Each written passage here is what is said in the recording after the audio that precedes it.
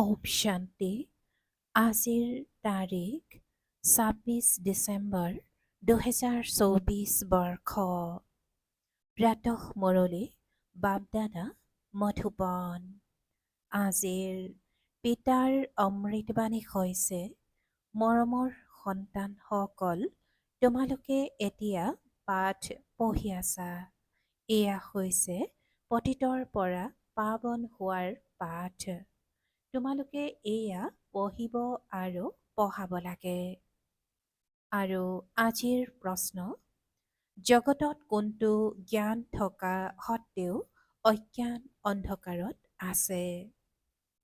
পিতাই উত্তৰত কৈছে, মায়াৰ জ্ঞান যাৰ দ্বাৰা বিনাশ হয়, চন্দ্ৰলৈকে যায়, এই জ্ঞান বহুত আছে। কিন্তু নতুন সৃষ্টি আৰু পুৰণি সৃষ্টিৰ জ্ঞান কাৰো নাই। সকলো অজ্ঞান অন্ধকাৰত আছে। সকলো জ্ঞান নেত্ৰৰ ফালৰ পৰা অন্ধ। তোমালোকে এতিয়া জ্ঞানৰ তৃতীয় নেত্ৰ পাইছা।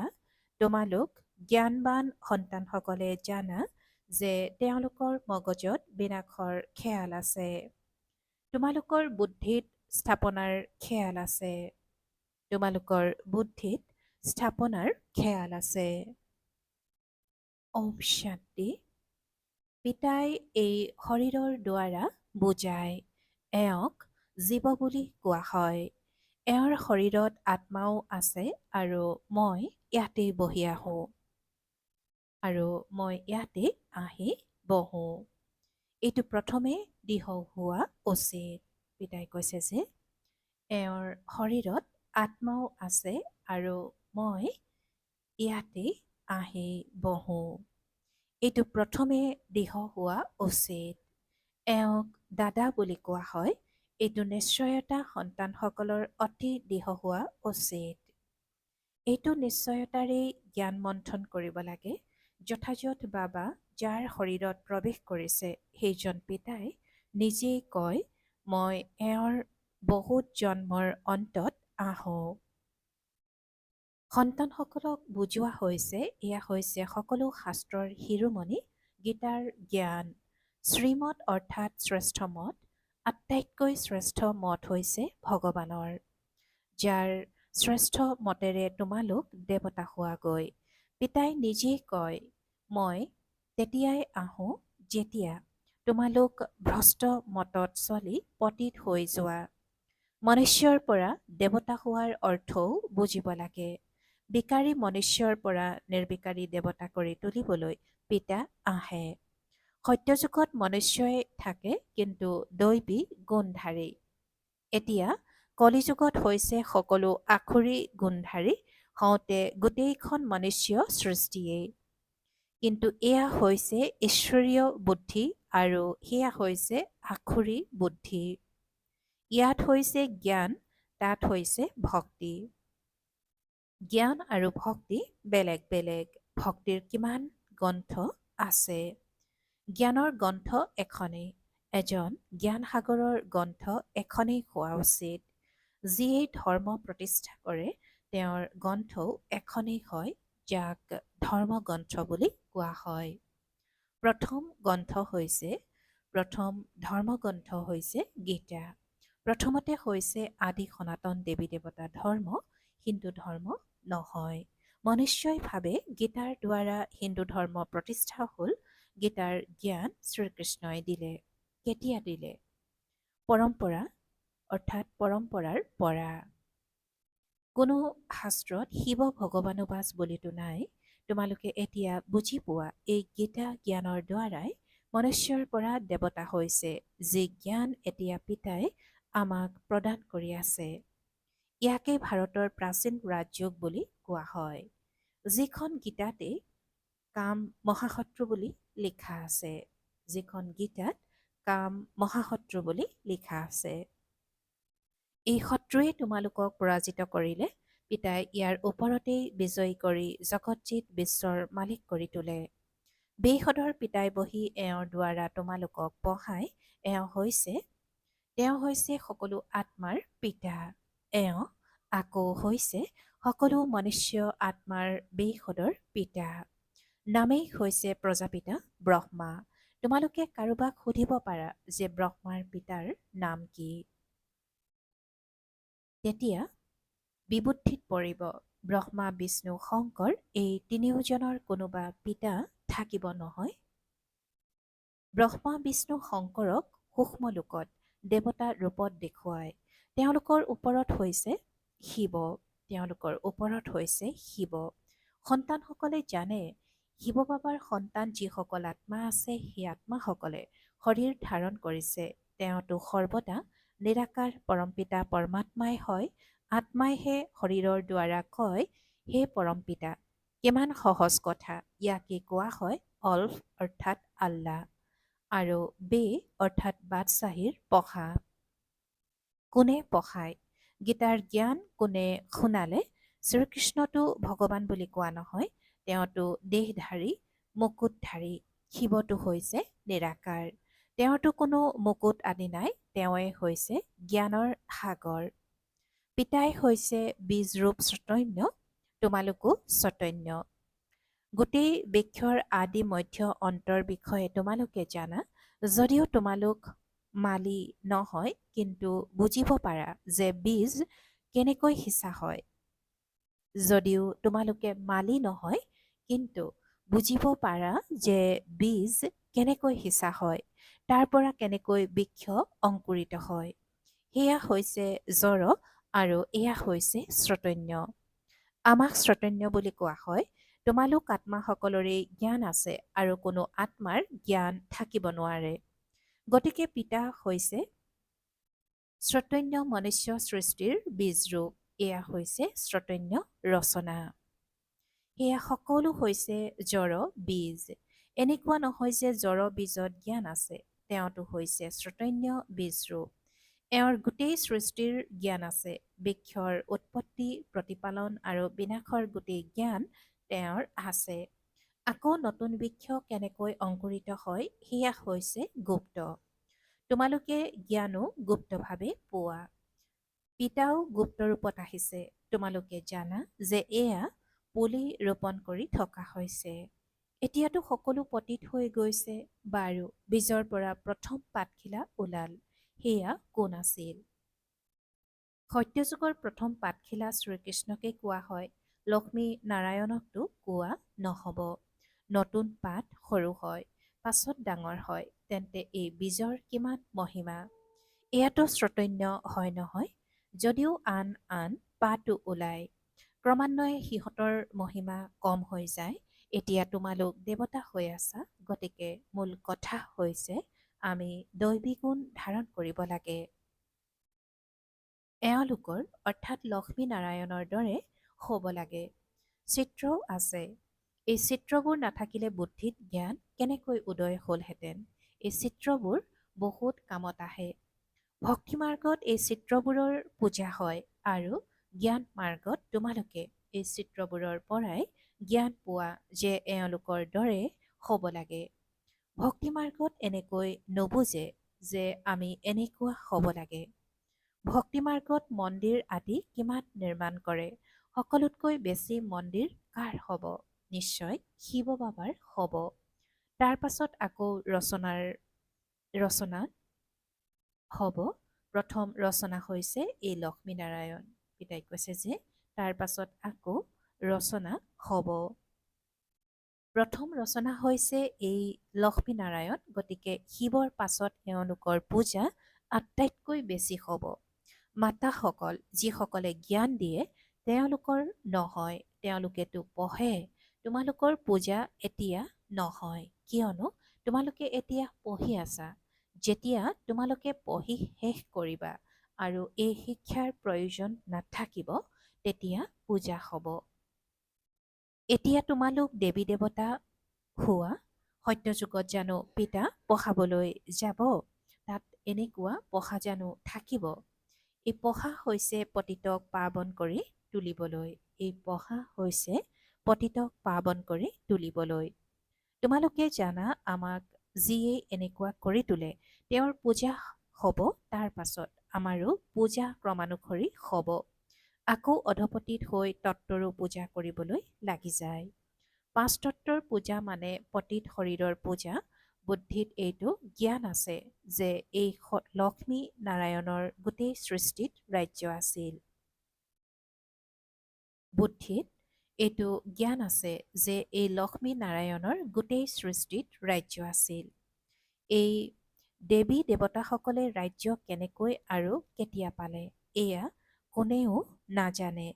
লাখ লাখ বছৰ বুলি কৈ দিয়ে। লাখ লাখ বছৰৰ কথাটো কাৰো বুদ্ধিত ধাৰণেই হ'ব নোৱাৰে। সেয়েহে কৈ দিয়ে এয়া পৰম্পৰাগতভাৱে চলি আহিছে।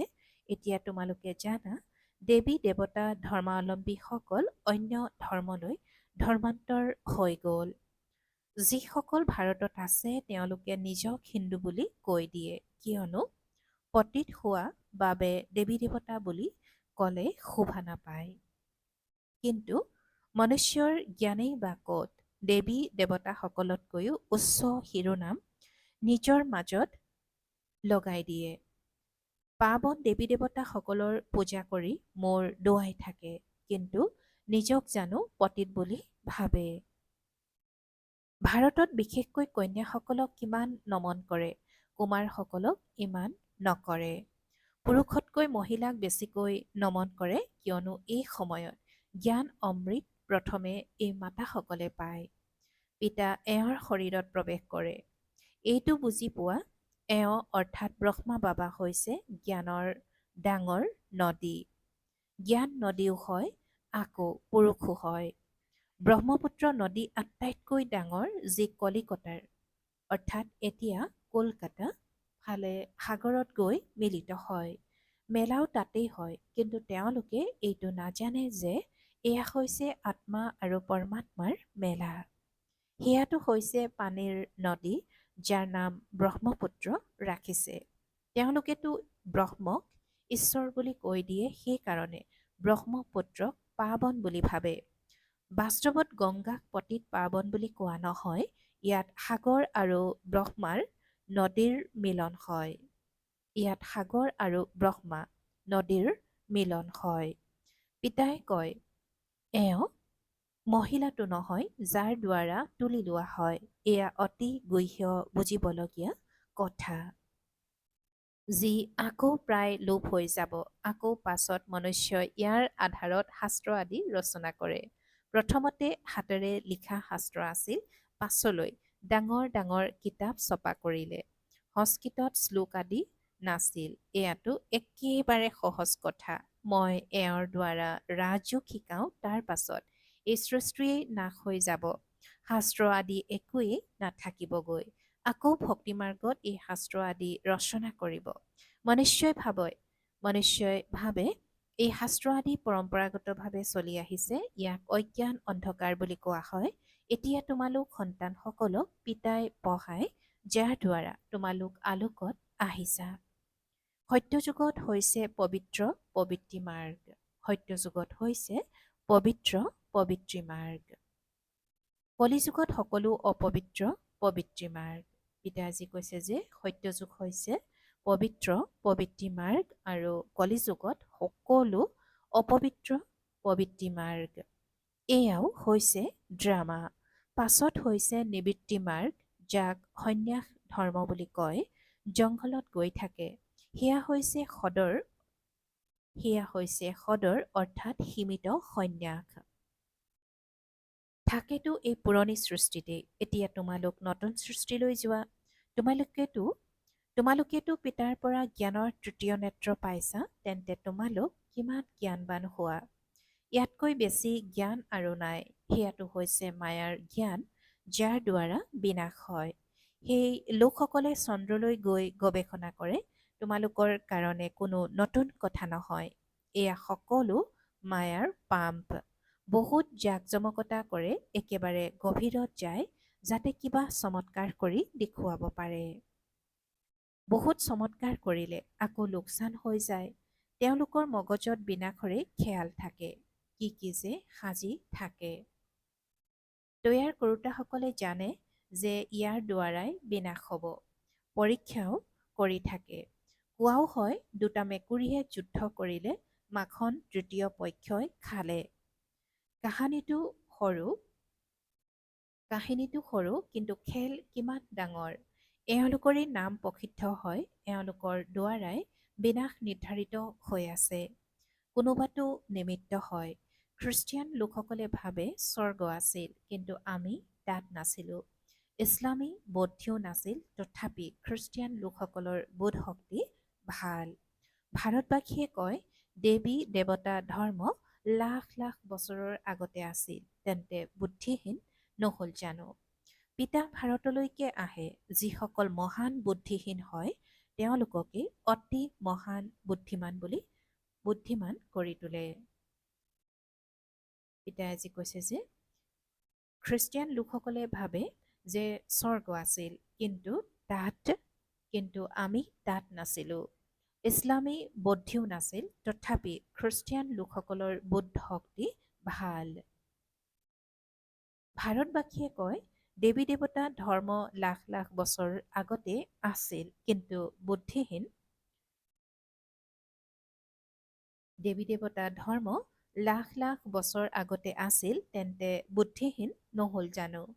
পিতা ভাৰতলৈকে আহে, যিসকল মহান বুদ্ধিহীন হয় তেওঁলোককে অতি মহান বুদ্ধিমান কৰি তোলে।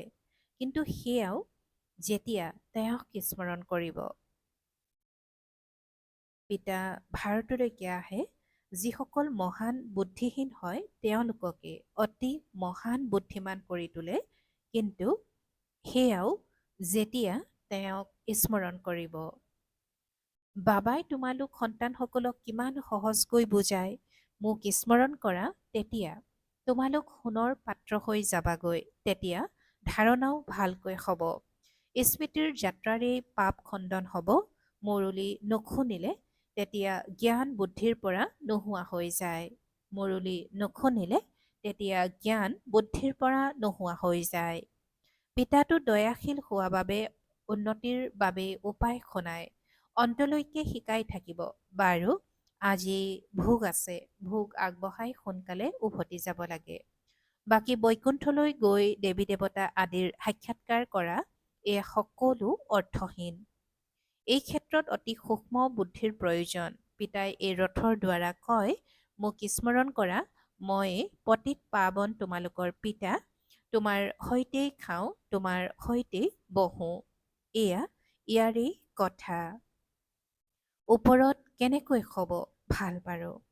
অতি মৰমৰ কল্পৰ পাছত পুনৰাই মিলিত হোৱা সন্তানসকলৰ প্ৰতি মাতা পিতা বাপ দাদাৰ স্নেহপূৰ্ণ স্মৰণ আৰু সুপ্ৰভাত।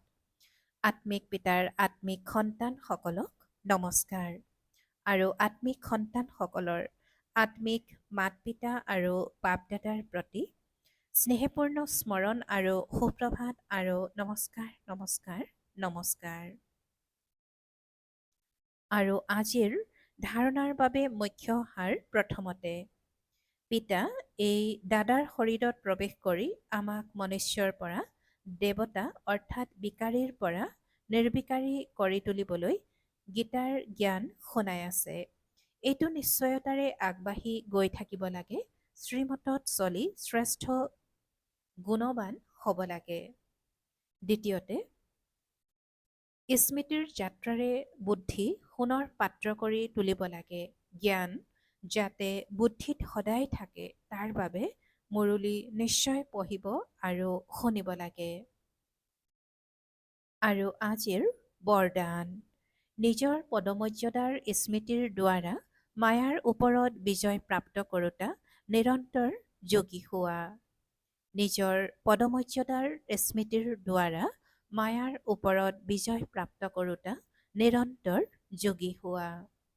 আৰু আজিৰ বৰদানৰ ব্যাখ্যা, যেনেকৈ স্থূল পদমৰ্যাদাধাৰীয়ে নিজৰ পদমৰ্যাদা কেতিয়াও পাহৰি নাযায়, তেনেকৈ তোমালোকৰ পদমৰ্যাদা হৈছে মাষ্টাৰ সৰ্বশক্তিমান।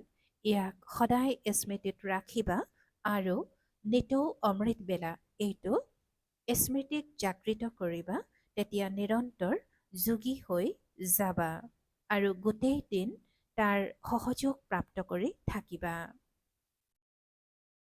মাষ্টাৰ সৰ্বশক্তিমানৰ আগত মায়া আহিব নোৱাৰে। যেতিয়া তোমালোক নিজৰ স্মৃতিৰ উচ্চ স্থিতিত থাকিবা, তেতিয়া মায়া পৰুৱাক জিনা সহজ হৈ যাব। যেতিয়া তোমালোক নিজৰ স্মৃতিৰ উচ্চ স্থিতিত থাকিবা, তেতিয়া মায়া পৰুৱাক জিনা সহজ হৈ যাব। আৰু আজিৰ শ্লোগান: আত্মাৰূপী পুৰুষক শ্ৰেষ্ঠ কৰি তোলোতাজনেই সঁচা পুৰুষাৰ্থী। পিতাই আজি শ্লোগানত কৈছে যে আত্মাৰূপী পুৰুষক শ্ৰেষ্ঠ কৰি তোলোতাজনেই সঁচা পুৰুষাৰ্থী। ওম শান্তি। আৰু আজিৰ অভ্যক্ত সংকেত: সদায় সন্তুষ্ট হৈ থাকি সকলোকে সন্তুষ্ট কৰি সন্তুষ্টমনে হ'বলৈ আজিৰ অভ্যক্ত সংকেত। শ্ৰেষ্ঠ কৰ্মৰ চিন হৈছে নিজেও সন্তুষ্ট আৰু অন্যও সন্তুষ্ট। শ্ৰেষ্ঠ কৰ্মৰ চিন হৈছে নিজেও সন্তুষ্ট আৰু অন্যও সন্তুষ্ট। এনেকুৱা নহয় যে মইতো সন্তুষ্ট, অন্য হওক বা নহওক। যোগী জীৱনধাৰীসকলৰ প্ৰভাৱ স্ৰোত অন্যৰ ওপৰত পৰিব। যদি কোনোবা নিজৰ প্ৰতি অসন্তুষ্ট বা অন্য তেওঁৰ প্ৰতি অসন্তুষ্ট হৈ থাকে, তেন্তে বুজিব লাগে যে যোগযুক্ত হোৱাত কিবা অভাৱ আছে। ওম শান্তি।